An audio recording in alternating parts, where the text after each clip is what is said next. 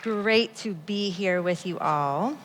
As she mentioned, I have a blog, and in it I write about motherhood and about being a wife, or wifehood, as I like to call it, and just general Christian living.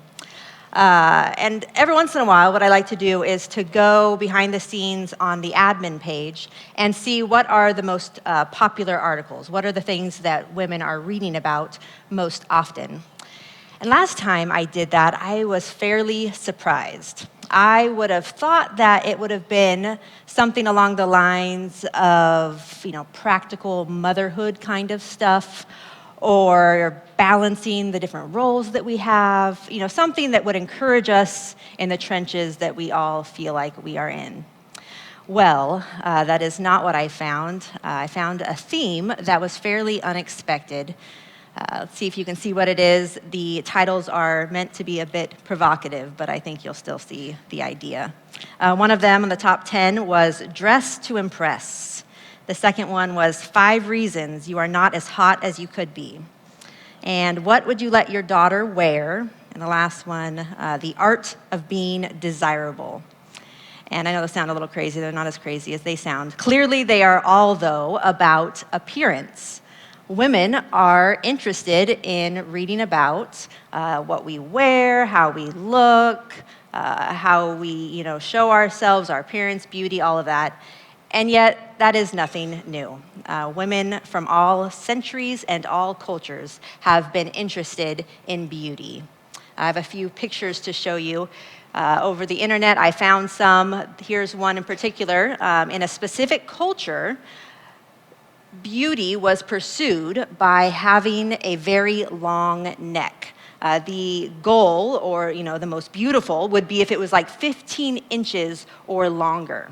And so when girls were young, they would say have 5 or so, and then as the neck got stretched out a bit, they would add ring by ring by ring until they'd have maybe up to like 24. As you can imagine, this was not a super healthy kind of practice where eventually it weakened the muscles that were meant to hold up the head. It would lead to crushed vertebrae and the spine wasn't strong, all these kind of things. But women were willing to do it because they wanted to be beautiful, and that was what was considered beautiful in their culture. Here is another picture of a different culture, and their taste of beauty was a long head. So we're looking at the baby there. And what they would do, they're wanting this long skull look, is they would wrap the child's head in like a long giraffe hide, basically. Wrap it up, and then the head would grow into the shape that was meant to be ideal where they lived. And there's other ways that they did this head configuring. You could see they would smash it in different ways because they wanted the head to be long in those cultures. And then you can see those skulls there showing that it worked, that in different cultures, if they wanted the head to be like a long forehead look or a more smashed look or whatever, ultimately you could manipulate the skull to be whatever you wanted it to be, whatever was considered beautiful in that culture.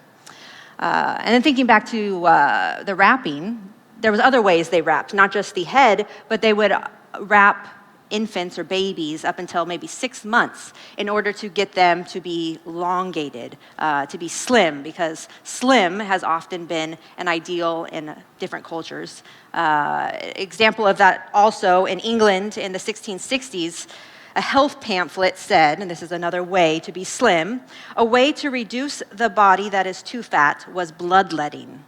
The person would be bled largely twice a year, the right arm in the spring and the left in the autumn. And just when you think that is crazy, you see things like this. This was an advertisement back in the 1900s when they were saying if you want to get skinny and lose some fat, swallow a tapeworm. So these little pills that you would ingest, and it would grow a tapeworm. So the idea is whatever you eat, the tapeworm eats. And the tapeworm becomes really long, but you become really skinny.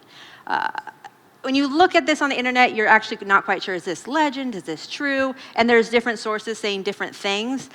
But the funny thing is this is something that is still talked about. I mean, first of all, it's an idea. Second of all, we're still talking about it on the internet. Like, you look up tapeworm diet, and people still think it's a pretty good idea because it is an easy way to lose weight. You even have some famous people saying, oh, the tapeworm diet, that sounds like a pretty good idea. Well, I don't recommend it. It's not healthy for you. This one here is clearly not legend. You've seen pictures like this where the women are wearing these corsets that make their waist really tiny. The problem is it doesn't give you enough oxygen to your brain. It's not healthy for your body. So oftentimes these women would faint because it's just not the way your body is meant to breathe and operate. Here is another picture that shows this without the dress. So you can see how tiny it makes the waist. It's called wasp-waisted, which comes from a wasp, if you can picture the way a wasp's body is segmented. So that's where that name came from. But not good for the organs, it squishes them quite a bit. When you read about scientifically what it does, you see words like deformity, dislocation, displacement. It just caused a lot of problems in women's bodies. Considered a portable torture chamber is what people have called it. Even because in the corset, whatever it was made out of, like the hard things, the bones in it, could sometimes protrude out of the corset, stabbing, the woman in the stomach there. So, again, not a great ideal, and thankfully that one is not what we're going for anymore. The wasp-waisted thing is not our cultural idea. And that's interesting, too, to think that it is constantly changing. There is not this one set standard of beauty that we are all seeking to follow after of all centuries and all cultures. I mean, just thinking, if I asked you, I'm going to go on vacation and I want to look good, should I get a tan or should I be as pale as possible? And you'd be like, well, you should probably get a tan. But that's not always been the thing. There's been times where the most beautiful thing would be to be as pale as you possibly can, to the point where women would swallow these dangerous whitening potions to try to get their body to look extra white, or even do the bloodletting kind of thing, bleed yourself to look white. Or think of the 20s or 60s when being flat-chested was the idea. They would wrap themselves up to be as flat-chested as possible. Clearly, that is no longer the idea we have here. And then there's things like, we often think slim is the idea, but being chubby or full-figured or curvy has often been a good thing. Think of like the Renaissance pictures, the Renaissance women, and it would have been better to be thicker because that meant you had money to feed yourself, right? Even up until the 1990s, there's like a handful of cultures that were said to be fat positive, meaning they demonstrated a preference for plump bodies, it said, because it represented fertility, wealth, and beauty. So the first thing that, if you want to take notes, just to consider, is to realize that the current standard of beauty is constantly changing. It is not this fixed idea that we are all shooting for. It is constantly changing. And that's helpful because when you think of comparing yourself to the standard that we have today, we can all feel a bit inferior. But to realize that that is not the ultimate idea of beauty that you are comparing yourself to. Ultimately, you're just trying to fit in. You're trying to fit into what our culture is currently saying is most beautiful. And in 100 years, it'll probably change again. It'll be different. In a decade, right? It'll probably look a bit different than it does now. I have a personal example. I was seeking to look like the top models of the day back in the 80s, and look where it got me. But seriously, the cool people were doing it, yes. But looking back, oh dear, not as attractive as we once thought it was, right? And we might continue to say that over the decades. It's just constantly changing. So we got to think, what are the messages that we are hearing today, right? What is the non-timeless standard that we are holding ourselves to, that we feel pressure to meet up to? I'm sure you think of the models. Quite thin is often the idea. Looking young, very young, even when you are no longer young, you're supposed to look young. Having no imperfections, no blemishes, being sexually appealing, to the point of often having very little or provocative clothing, perhaps perfectly toned, And the hardest part is this beauty standard is pitched to us as actually possible to reach, to hold, to maintain, to keep going in our lives. And then think, though, the top models who are showing us this are gals who, are getting paid to do this. It's their life, right? And they're spending crazy amounts of time and money and effort, and they have personal trainers and personal dietitians and professional hairstylists that are just for them and professional makeup artists, and the list goes on and on. They have everybody trying to make them look this exact certain way, and then when they get on screen, or especially if they're printed, then they're edited or photoshopped or whatever it is that is necessary to make them look a certain way. So our cultural standards are not only constantly changing, but I think it's safe to say that they are impossible. Impossible to meet up to it, to maintain it. It's just not realistic. Partly because we are all born with different bodies, right? There's some of us, some aspects of our body that just are not going to be whatever the supposed perfect standard is. But also, we're not getting paid to look a certain way, and we don't have endless amounts of money to spend on the very best magical skin products and hair products and diet products and whatever else it is that would make us look that way. So money, time, we don't have endless time. We don't have professional artists at our doorstep helping us out each day, and we don't get to Photoshop our life, right? We are real people, and we don't get to be edited or Photoshopped. And yet we still feel the pressure to meet up to this perfectly thin, young-looking, no blemishes kind of standard. It's why 30 million Americans have some kind of eating disorder. And you think of those cultures and some of the dangerous practices they had. Well, there is one of our dangerous practices, is people who are starving themselves or doing other unhealthy habits to try to fit in with what our culture says is what they should do. It's why we spend excessive amounts of money on beauty and beauty products and all the different things that go along with that. I read one book that said that we spend more money on beauty than education and social services combined. And it's why we spend so much time ourselves, right? Going shopping, trying to find the clothes that fit in, and doing our hair and our makeup and our nails and our skincare and our exercise and all the things that we end up filling our minutes and our hours with because we are trying to keep up with the standard. And why? Why do we do it? I found a helpful answer in a book that I read called True Beauty. The author said, "Women believe that beauty is essential to a happy life. We buy into our culture's message, often conveyed through media and advertising, that you have to be beautiful to be or get what you want. We think that if you are beautiful, you will achieve true romance and lasting love, that you will be popular and well-liked. We believe physical beauty is the key to self-confidence and self-worth, the only way to be satisfied, significant, and successful." Isn't that kind of what we're made to think? And we've probably all fallen into the trap here and there. Have you ever thought, when you go and get maybe a new bunch of clothes, or you're waiting for that Stitch Fix package to come into the mail, or you're gonna get a hair color or something new, and you thought, I am excited for this, but not only is it gonna add a little beauty to my life, this is gonna improve my life. It might even be life-changing when I have this done, or when this changes, or when I have these clothes, or whatever it is.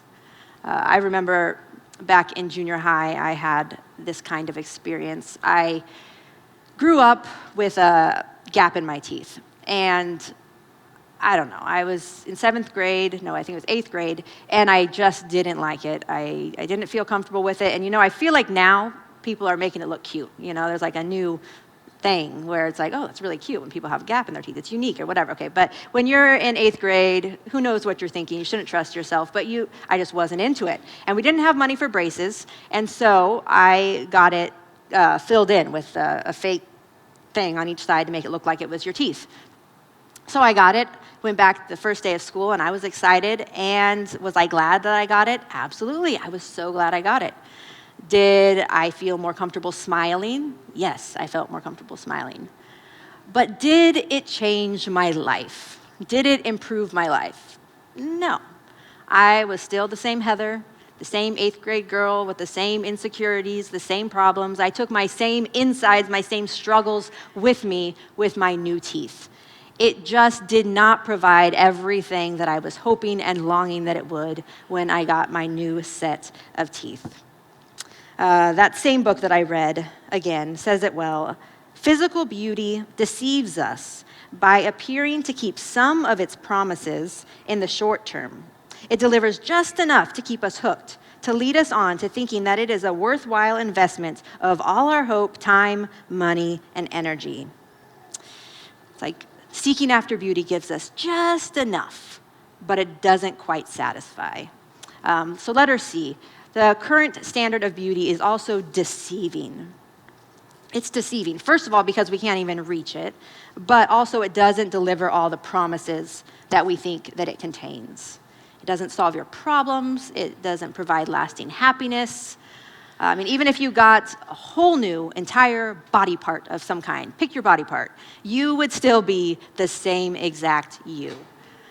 And thinking of happiness, that's deceiving because we think it's going to provide happiness, but the more that we seek after it, the more that we run after it and long for whatever the standard of beauty is that we think that we should attain to, the less happy we are.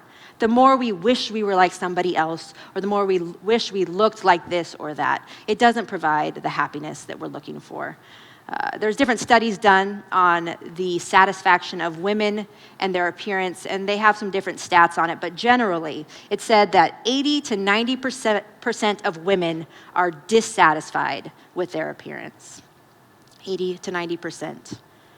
So just to think that the daily life of most women is less than it should be because we have this nagging discontentment because of our bodies. And it's just not worth it when we're simply comparing ourselves to a standard of beauty that is constantly changing, fairly impossible, and pretty deceiving. Well, with all that said, it could sound like I'm against beauty, and I'm not. And I wouldn't want anyone to leave thinking that beauty is bad. In fact, I hope that what we leave thinking is we have an appreciation for beauty, maybe even more, but in a slightly different kind of way. So the second thing I want to talk about is widening our perspective of beauty. So that's point number 2, widen your perspective of beauty. We might try and define beauty in each culture and in different times, but we did not create it. Beauty is far bigger than anything that Hollywood will ever sell us, and it's far different than maybe even what our peers would tell us. God is the creator of beauty, and a perfect way to see that is to just look around at the world around you. Look at the beauty on our planet. Just imagine if you were to walk out those doors when we were done here, and you were to all of a sudden be transported into a beautiful place on this earth. And then the next 10 minutes, and 10 minutes later, you're going to be transported to a new beautiful place. And you're just going to get to experience it, to look around. And every 10 minutes for the rest of the day and into the night, you're going to be in a new place on our planet that's just gorgeous. You would be overwhelmed by the beauty that is in this earth. I found a few pictures, just a real quick search on the internet of beautiful places.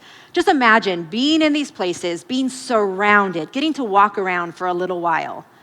And I know we're used to beautiful pictures, but really, picture yourself underwater, seeing all the magnificent fish and all the colors, being surrounded by trees and plants and different animals, flowers, sunrises and sunsets, the changing seasons. The world we live in is a beautiful place, and even the animals. A vast amount of beautiful animals that are around us, many of which we probably have never seen before. And then, of course, in Southern California, we get to experience this all the time, and we probably don't appreciate it enough. The beach, the ocean, the sunset. God knows beauty. He is the creator of beauty. And the Bible also describes him as beautiful. It says in one verse that how great is his goodness, talking about God, and how great is his beauty. And there's this other verse where it's the king of Israel. He said if there's anything that he could ask for, this is what it would be. It says, "One thing have I asked of the Lord, that will I seek after, that I may dwell in the house of the Lord all the days of my life, to gaze upon the beauty of the Lord and to inquire in his temple." He could have whatever he wanted, earthly speaking. And what he wanted was to be with God and to gaze upon his beauty. And you can imagine gazing on the beauty of something, right? I mean, when you're at the beach and the waves are coming in and you see the sunset, you could just get lost there, right? Just like lost in the power of beauty. And that's just a taste of what it would be like to gaze upon the beauty of our God. In a physical sense, yes. I mean, if you were to see him, he would be physically beautiful. But in the ultimate sense, in the perfect sense, his character, who he is, his knowledge, his power, his goodness, his purity and his holiness, his knowledge, everything about him would be just amazing to behold, amazing to see, amazing to be around, amazing to learn about. So as we think of beauty, the first thing we should remember is that God is the creator and the essence of beauty. I mean, beauty comes from him. There was nothing, and then God created everything, including everything we now recognize as beautiful. So anything that is good and beautiful is so because it is from him. And that's especially true of humanity. The Bible says that humans are made in the image of God, meaning we are made to represent him, to reflect him. We're not just physical beings, we are spiritual beings too, where we have an intellect and an emotion and a will. The Bible says that humankind is the pinnacle of creation, meaning like the most important part. And that's not said of anything else in all creation. Nothing else in creation is said to be made in the image of God. So thinking of widening our perspective of beauty, that gives each and every person beauty on the most basic level. So if you want to write down, you were made in God's likeness. So that means our perfect God made us to some degree like him. And that gives you great worth and value, which isn't that often what we are looking for when we want to be beautiful, right? We want someone to be near us and to say, you have value, you have worth. And just by the fact that we are made in God's image, that we are made in God's likeness, each and every one of us does. Not only are you in the category of being made in God's likeness, but you specifically, he made purposefully. Here's a passage that describes this well. It's the psalmist who is talking about God. And it says, "For you formed my inward parts. You knitted me together in my mother's womb. I praise you, for I am fearfully and wonderfully made. Wonderful are your works. My soul knows it very well. My frame was not hidden from you when I was being made in secret, intricately woven in the depths of the earth." Each of us, we were knitted together. We were intricately made in our mother's womb. And right now, in this stage of life, we think of our own children, right? The child that you bore was knit together in your womb. God made that child, and when you look at that child, you're like, yes, that child was made beautifully. God made this baby purposefully. I know that. But that was you too. God made you purposefully as well. And that's helpful to think about when you are not quite content with how God made you. You know, when we think of, oh, I wish I was this way. Why didn't he make me this way? Or couldn't I have looked a little bit like this or like that? But to remember that God made you purposefully. That's letter C. There was this thought-provoking quote I ran across by a Scottish author and pastor from the 1800s. He said, "I would rather be what God chose to make me than the most glorious creature that I could think of. For to have been thought about, born in God's thoughts, and then made by God is the dearest, grandest, and most precious thing in all thinking." It's an interesting thought. I mean, rarely do we think long and hard about how neat it was that we were born in God's thoughts, that he decided to create us purposefully. And of course, we can maximize what he created us to be in a physical sense, or we can make a mess of it. But the thought that we should be content and comfortable in the physical body that God purposefully created for us. One last thought on widening our perspective of beauty is to realize that beauty is more than physical matter. And I know you know that. An inner beauty is something you're aware of. You see it in people, along with the fact that you probably see an inner ugliness in people. You see it come out, and you teach your kids it too. We want to be beautiful on the inside. But I want you to think for a second about how oddly connected these two things are, the physical beauty and the internal beauty. And just one way to picture it is imagine a scenario such as this. You're in Trader Joe's shopping, and you're there with your children, being really brave, taking children grocery shopping. And there you are going down the cereal aisle, and there's the nuts, and there's the tea, and you're walking with your kids, and some lady comes and walks by you, okay? You don't think much of her, just a normal lady walking by. Okay, now rewind it. And you're walking there with your kids, and this lady stops, and she looks at you, and she says, "Oh, you are so blessed, and your children are so beautiful. They're so sweet. I hope you have a wonderful day." And, she's just so kind. When she does that, when you interact with her, what you notice about her is maybe you noticed her smile. You didn't notice that weird deformity that she had, right there by her face. You noticed the soft look in her eyes. You didn't notice how unplucked her eyebrows were. Now, rewind it. You have the same lady, and she looks entirely irritated that you brought children to a grocery store. And she walks by you and kind of like, "Get out of my way. What are you doing?" Maybe she even says a nasty comment. What do you notice about her? You probably notice what she had on her face, You probably notice the unplucked eyebrows. Who knows what you notice about her? Because there's something about what's inside of us that affects the way people really see us, physically see us. Our inner beauty allows us to have a certain kind of attractiveness to people. It makes people want to be around us. It actually impacts our physical beauty in a sense also. And most of us do not probably feel like the top models of our day.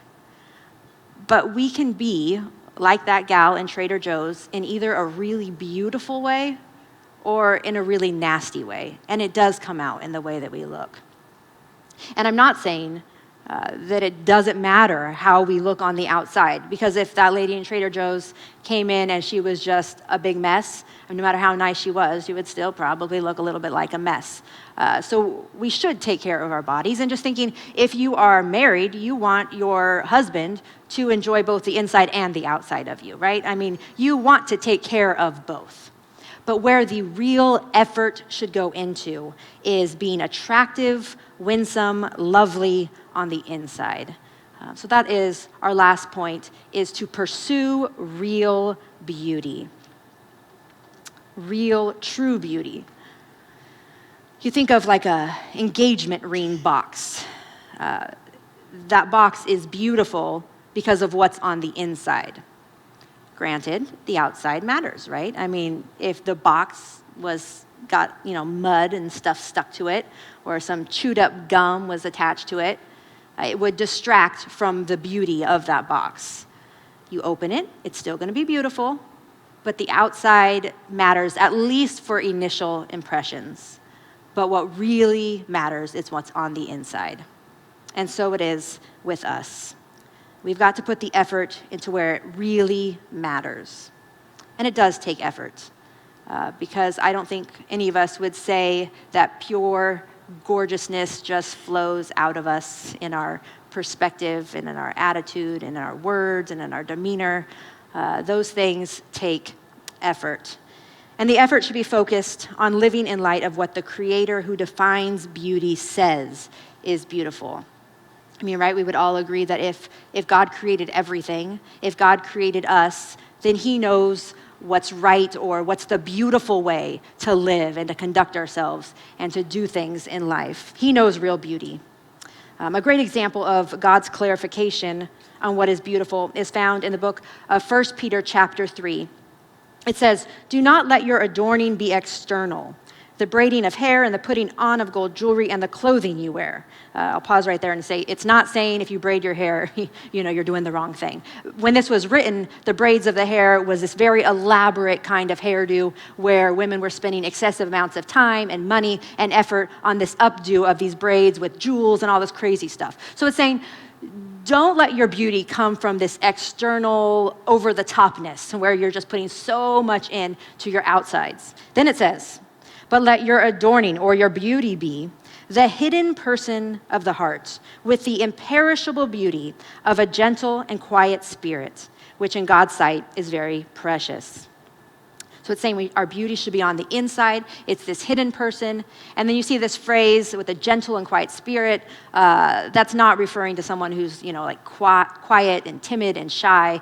It's more of this calm, trusting demeanor.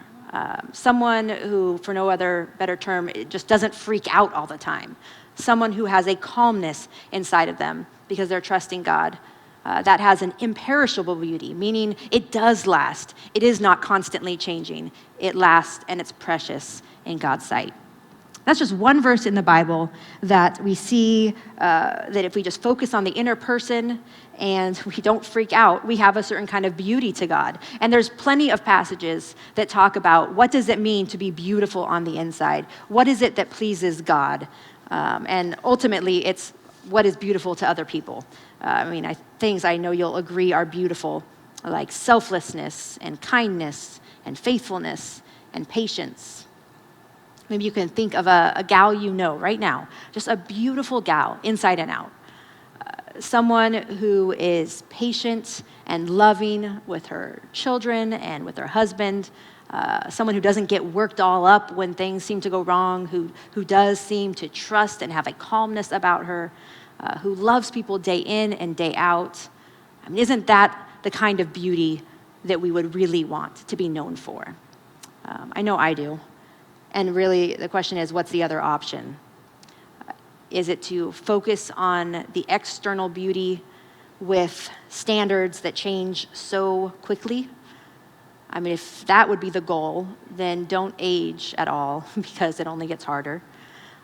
Don't go buy any trendy clothes because they're going to be out pretty soon. Don't have any children because that's just going to make it at least a little bit harder, if not way harder. And don't focus on anything else because once you do, you're going to start seeing perfection just slowly, pass you by.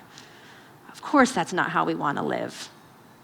We want to focus on the beauty that matters. To put effort, yes, of course, in our physical selves, we're going to do that, but put real work into who we really are, into the beauty that shines out, the kind of beauty that God, the creator of beauty, says is beautiful. I think a helpful way to desire this real beauty is to just think into the future a little bit.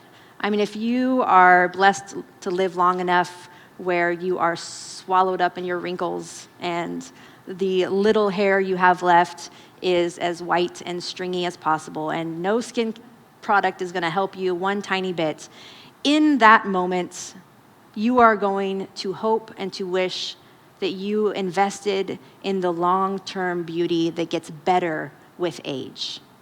I can tell you what you're not going to care about, and that's not going to be some picture of your glory days back in your 20s, or if you can make it into your 30s, where your kids or grandkids are like, "Who's that?" And you're like, "Well, that's me." And they're like, "Really? You look so young." That's not what's going to be valuable to you. What's going to be valuable to you is if you have the kind of winsomeness that makes your grandkids want to spend time with you, that makes your great-grandkids want to spend time with you. It makes them want to be like you, to learn from you, to learn from your compassion and your wisdom and the wisdom you've gained over the ages by not freaking out when things go wrong. The love you have, the gentleness and the patience that you have. That's what you're going to want to be. And of course, that's not what we want to be just in the future. It's what we want to be right now, right? Don't you want to be that example to your children or to anyone that you have an influence on, just the people around you? You want to be that kind of beautiful. So let's trade in the ever-changing, impossible, deceiving beauty for the long-lasting beauty that never goes out of style and is always worth the effort. Let's seek after the real, true beauty on the inside. Thank you.